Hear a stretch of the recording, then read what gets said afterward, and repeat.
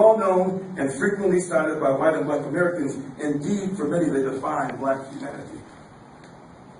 Although the statistical language of black criminality often means different things to different people, it is the glue that binds race to crime today, as in the past.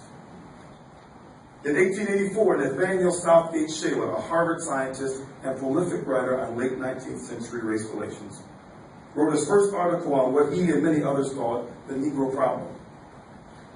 In this article, he warned to the problem of the presence of black people in America.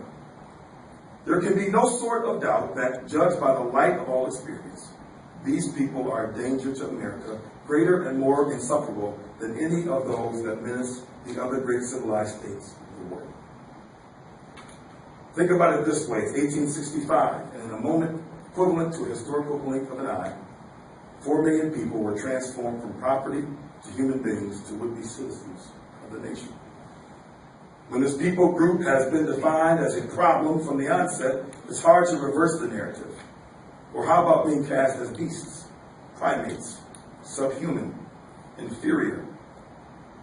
What occurred after the end of slavery was the stigmatization of crime as black and the making of crime among whites as individual failure.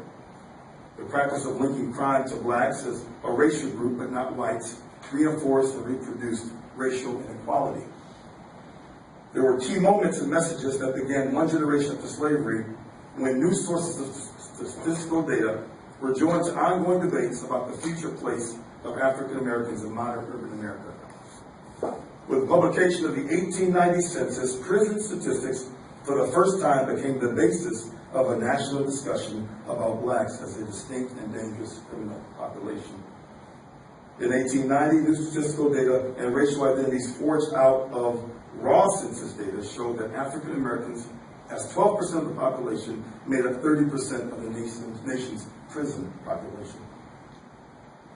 And although specially designed race-conscious laws, discriminatory punishments, and new forms of everyday racial surveillance had been institutionalized by the 1890s as a way to support black freedom, white social scientists presented the new crime data as objective, colorblind, and incontrovertible.